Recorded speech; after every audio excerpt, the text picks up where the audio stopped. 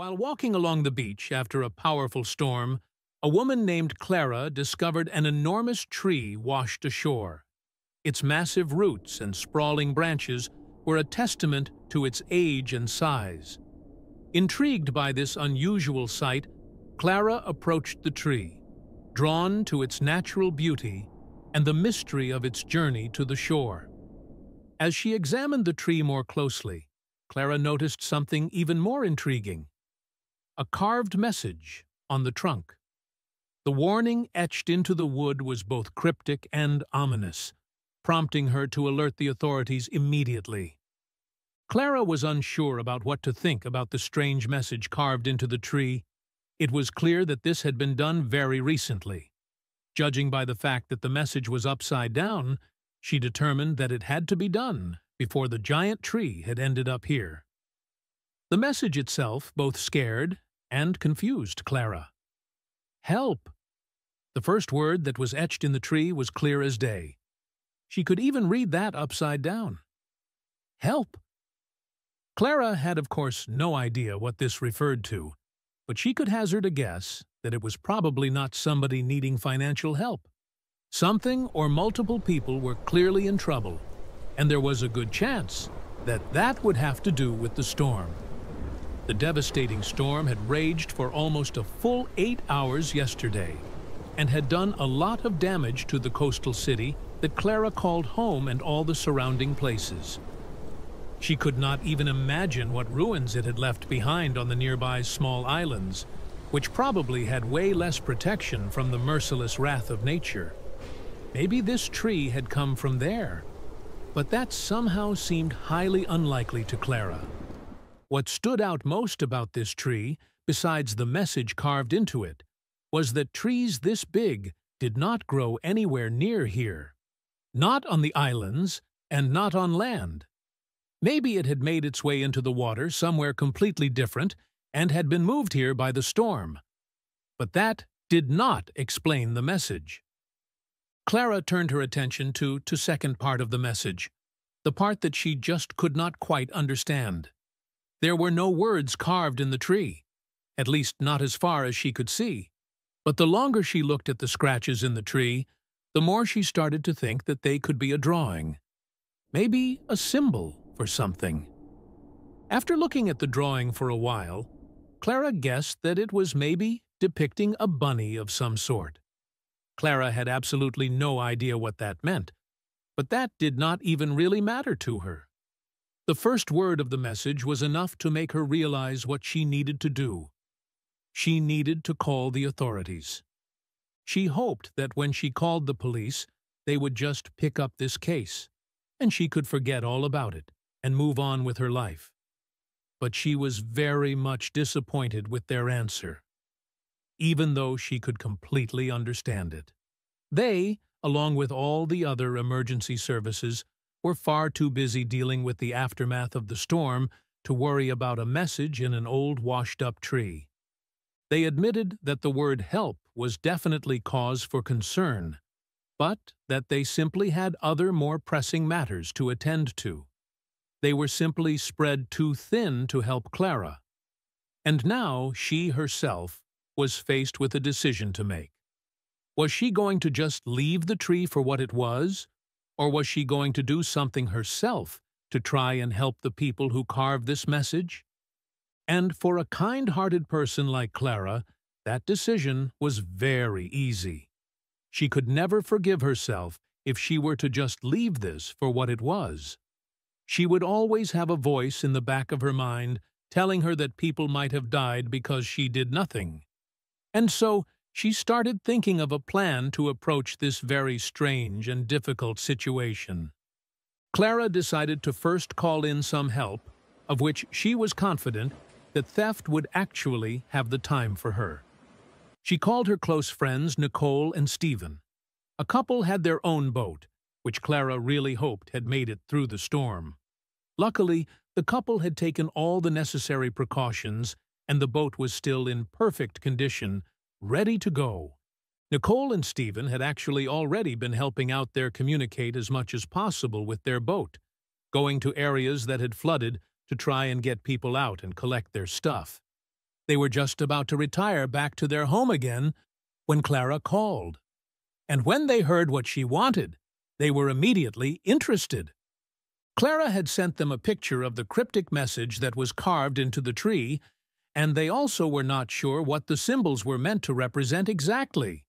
But they did subscribe to Clara's theory that there was somebody out there who needed help, and their boat could be an essential tool to assist with that.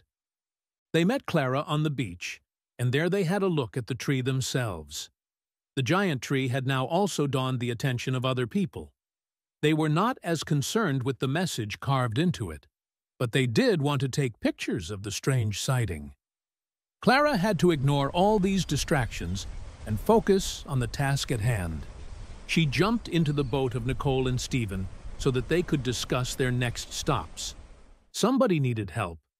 They did not know where. They did not know exactly with what. All they had was what looked like a bunny scratched into a tree trunk. They could not yet figure out what the symbol meant, but they did decide there were some things that they could do. With a mixture of hope and uncertainty, Clara, Nicole, and Stephen uploaded the photo of the enigmatic message on the tree to an online forum. Seeking wisdom from the virtual community, they posted the image showing the deeply carved words and the puzzling symbol, hoping for insightful interpretations from Internet users worldwide. Almost immediately, the forum buzzed with activity. People from various backgrounds shared their thoughts, creating a vibrant tapestry of theories and conjectures. Some offered logical explanations, while others ventured into the realm of the fanciful. The trio watched as their post became a hotbed of discussion, eagerly waiting for something concrete to emerge amidst the flurry of guesses. Clara, Nicole, and Stephen meticulously combed through the sea of responses. They encountered a wide range of interpretations, from the probable to the bizarre. Each suggestion was weighed for its plausibility, with the trio keen to find a lead that felt right, something that resonated with the urgency and mystery of the message amidst the diverse opinions. Amidst the clutter of ideas, one suggestion stood out. A user, with a keen eye for detail, posited that the symbol might represent a rabbit. This theory, peculiar yet intriguing, caught the attention of the trio. The symbol, which Clara had thought to represent a bunny, now seemed to have a potential meaning, sparking their curiosity further. This new angle on the symbol sparked a flurry of discussion among Clara, Nicole, and Stephen. Could the rabbit-like carving be a clue pointing to a specific location or event? They pondered over maps and local lore, trying to connect this newfound theory with the storm and the mysterious origins of the tree, delving deeper into the possibilities. A forum user's suggestion struck a chord. The symbol could be related to Rabbit Key Island. This small, often overlooked island had its share of legends and lore. Clara, Nicole, and Stephen mulled over this idea. The possibility that the cryptic message pointed to Rabbit Key Island seemed increasingly plausible, igniting a new sense of purpose in their quest. This theory about Rabbit Key Island injected a much-needed spark of hope into their hearts. For Clara, it was a beacon in the midst of uncertainty. The idea of finding the origin of the message, and possibly helping someone in distress, filled them with a renewed sense of determination. They were ready to follow this lead wherever it might take them. Gathered around a nautical map, Clara, Nicole, and Stephen discussed the feasibility of a trip to Rabbit Key Island. They weighed the risks, considering the recent storm and the unknowns of the island. The planning was meticulous, with every detail, from navigation routes to safety precautions, thoroughly reviewed. The urgency to act was balanced with the need for careful preparation. With a plan in place, they began their final preparations. Supplies were gathered: food, water, emergency kits, and additional fuel. They checked the boat's equipment, ensuring everything was in working order. Maps were stowed alongside binoculars and a camera. As they loaded the boat, a mix of excitement and nervousness filled the air. They were almost ready to embark. Finally, with everything in place, Clara, Nicole, and Stephen set sail towards Rabbit Key Island. The sun shone brightly, offering a stark contrast to the seriousness of their mission. As the boat cut through the waves, each of them was lost in thought, contemplating the possibilities that lay ahead. What would they find on Rabbit Key Island? Only time would tell. The journey to Rabbit Key Island was no leisurely sail. The recent storm had left the sea restless, with occasional swells challenging their navigation. Clara, Nicole, and Stephen worked in unison, expertly handling the boat through the capricious waters. The island's silhouette gradually emerged on the horizon, a distant and mysterious destination growing steadily closer with each determined push forward. As they neared Rabbit Key Island, its desolate nature became strikingly apparent. The rugged coastline, lined with battered trees and debris from the storm, painted a picture of isolation and abandonment. There was an eerie quietness to the island, a stark contrast to the bustling life they had left behind. The trio gazed at the shoreline, anticipation and apprehension mingling in their hearts. With cautious precision, they anchored near the island's shore. The sound of the waves gently lapping against the hull accompanied them as they stepped onto the island. The ground felt foreign under their feet, a mix of sand and rugged underbrush. They exchanged determined looks, ready to explore and uncover the secrets that Rabbit Key Island might hold. Their search began immediately. Clara, Nicole, and Stephen combed through the island, eyes keen for any sign of recent human presence. They split up to cover more ground, communicating via handheld radios. Each step was cautious, each glance thorough, as they sifted through the natural landscape, looking for anything out of the ordinary: a footprint, a discarded item, a mark on a tree. It didn't take long for them to find evidence of recent human activity. A makeshift shelter, crudely constructed yet recently used, stood hidden among the trees. Nearby, various items were scattered: a water bottle, a torn piece of cloth, footprints in the soil. These signs told a silent story of people who had been here not long ago, perhaps in desperate circumstances. Moving deeper into Rabbit Key Island, the signs of habitation became more frequent and telling. Clara, Nicole, and Stephen discovered a network of trails, subtly marked, leading to various areas of the island. Each path they followed revealed more about the island's recent visitors: a hidden campsite here, a lookout point there, all suggesting a temporary but organized stay. The evidence accumulating around them led to an unexpected revelation. The items they found, coupled with the makeshift structures and the island's secluded nature, suggested it had been used as a temporary stop, possibly by illegal immigrants. This realization cast the message carved in the tree in a new, more poignant light, adding layers of complexity to their discovery. Among the remnants of habitation, they found personal belongings that painted a vivid picture of those who had been here. A child's small toy, a worn-out shoe, a notebook with scribbled notes. Each item hinted at the lives and stories of the people who had passed through. The reality of the situation began to weigh heavily on the trio. The group gathered to discuss their findings and contemplate their next steps. They debated the implications of what they had uncovered and the responsibility it placed on them. Should they continue searching the island? Or was it time to involve the authorities? The decision was tough, knowing the potential risks and challenges any further action might involve. Ultimately, they decided to contact the authorities. Using their satellite phone, they relayed the details of their discoveries, emphasizing the urgency and potential significance of the situation. While they waited for a response, they felt a mixture of relief and apprehension. knowing that they had done what they could and that the matter was now in more capable hands.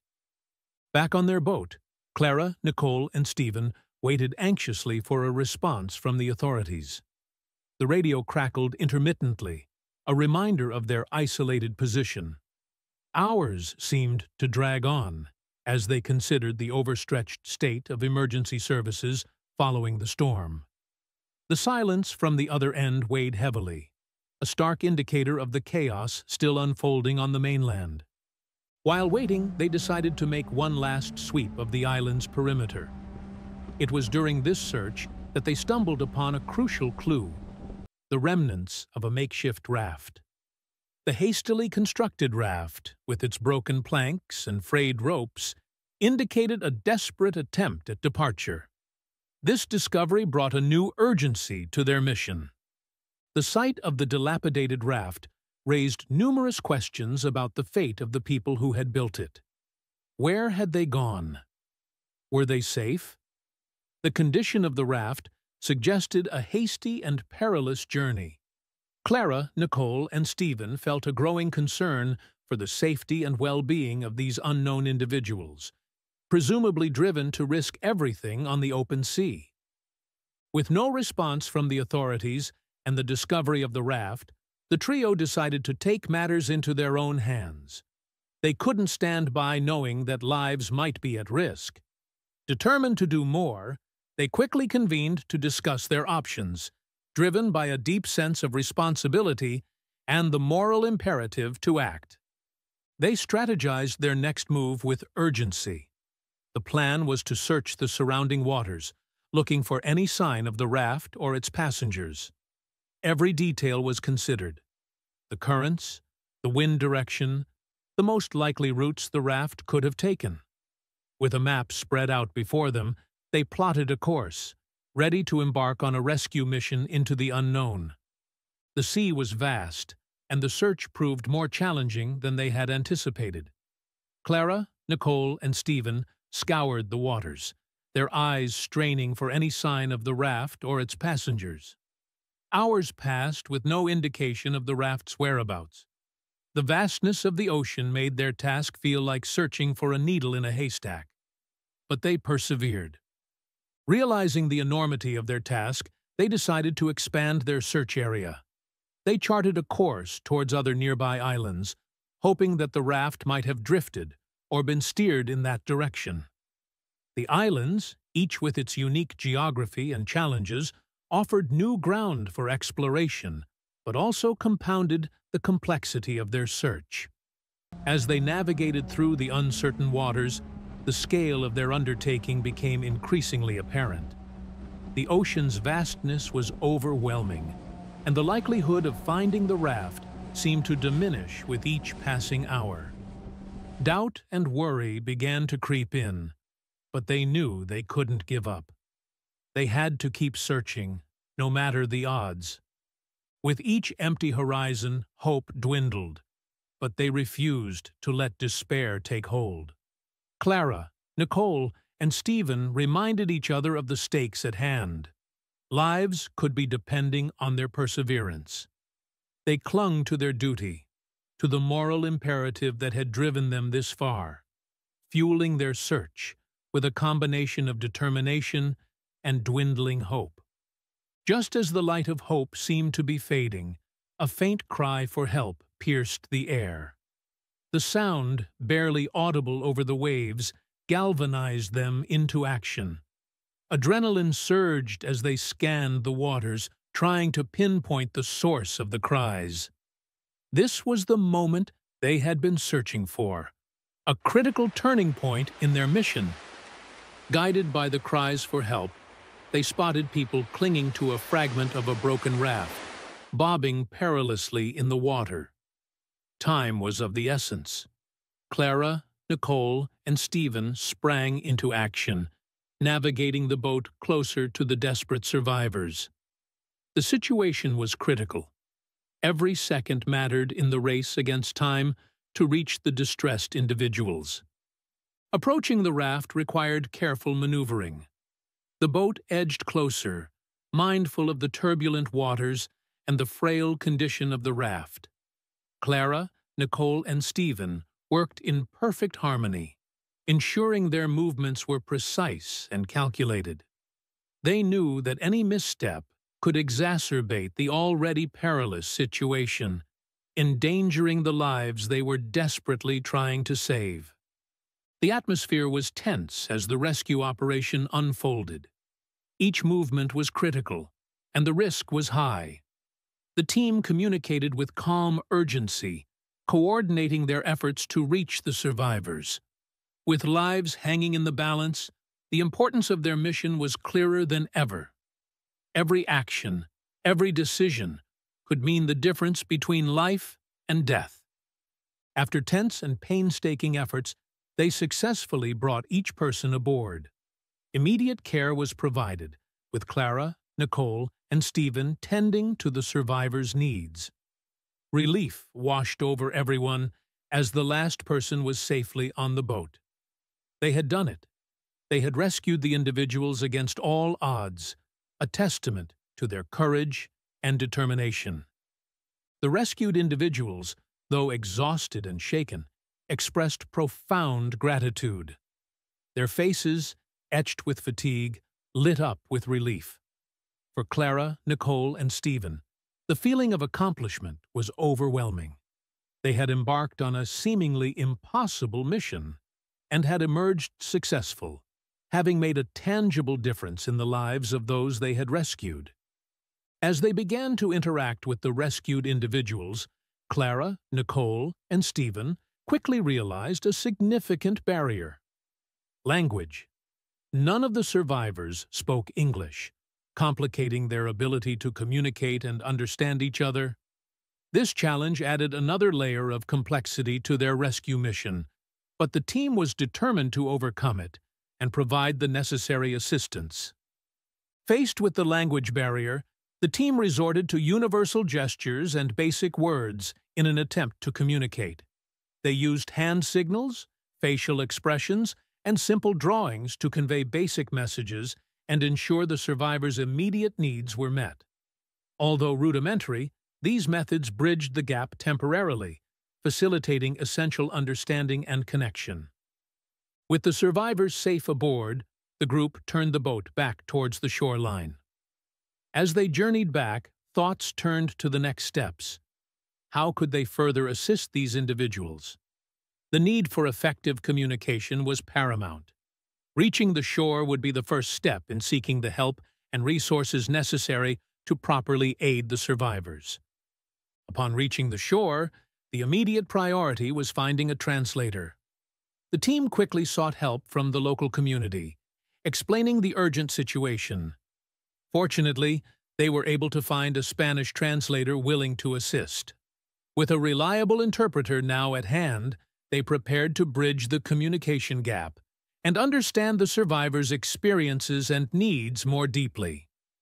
With the translator's assistance, a clearer picture began to emerge. The survivors shared their harrowing experiences, each word translated, adding to the understanding of their ordeal. The group listened intently, piecing together the events that had led to their desperate situation at sea.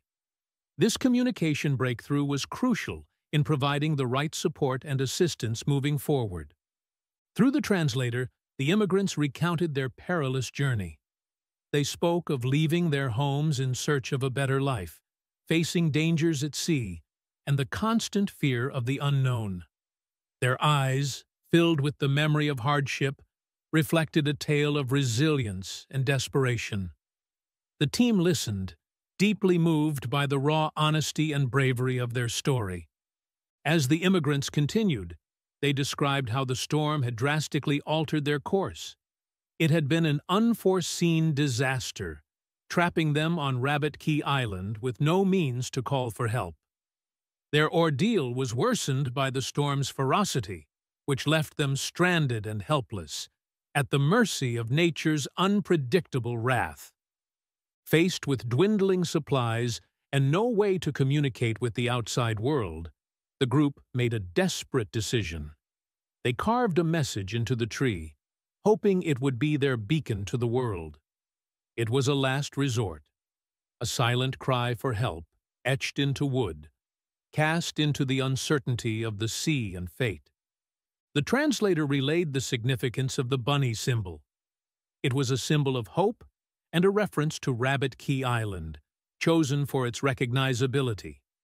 The survivors had hoped that the unusual symbol would catch someone's attention and lead to their rescue. It was a creative yet desperate measure to convey their location and plight. With the story and the symbol's meaning now clear, Clara, Nicole, and Stephen fully grasped the context and importance of their discovery. The message wasn't just a random carving. It was a lifeline thrown by people in dire need. The realization of what they had stumbled upon and their role in the rescue was both humbling and profound. The immigrants shared more about their experiences and the compelling reasons behind their journey. They spoke of leaving behind difficult conditions, risking everything for the hope of a safer, better life. Each story was a testament to human resilience and the universal pursuit of hope and security. The team listened, profoundly moved by the depth of the struggle these individuals had faced. They explained further that the carving in the tree was their only means to reach out for help. It was a desperate measure, born out of necessity and the faint hope that someone might find it. This message, carved by hands driven by fear and hope, had been their silent plea to the world, a call for rescue from their plight on Rabbit Key Island. Reflecting on the events, Clara, Nicole, and Stephen marveled at the fortunate series of events that led to the rescue. From discovering the tree, deciphering the message, to embarking on the search, every step seemed like pieces of a puzzle falling into place. It was a chain of serendipitous moments that culminated in the timely rescue of the stranded immigrants. Soon after, the authorities arrived on the scene, ready to take over the care of the immigrants. The team watched as the professionals stepped in, providing the necessary assistance and support. It was a bittersweet moment, knowing that their part in this journey was over, but also a relief that the survivors were now in capable hands. In the aftermath, Clara, Nicole, and Stephen reflected on their extraordinary adventure and the lives they had impacted. They had started as mere bystanders and ended up as crucial players in a dramatic rescue. The experience had changed them, leaving a lasting impression of the power of empathy, action, and the unforeseen impact one can have on the lives of others. Do you like this touching and surprising story? If so, we invite you to leave us a comment expressing your opinion. If you want to continue enjoying inspiring stories like this one, subscribe to our channel or check out the other videos shown at the bottom of the screen. Thank you for your cooperation.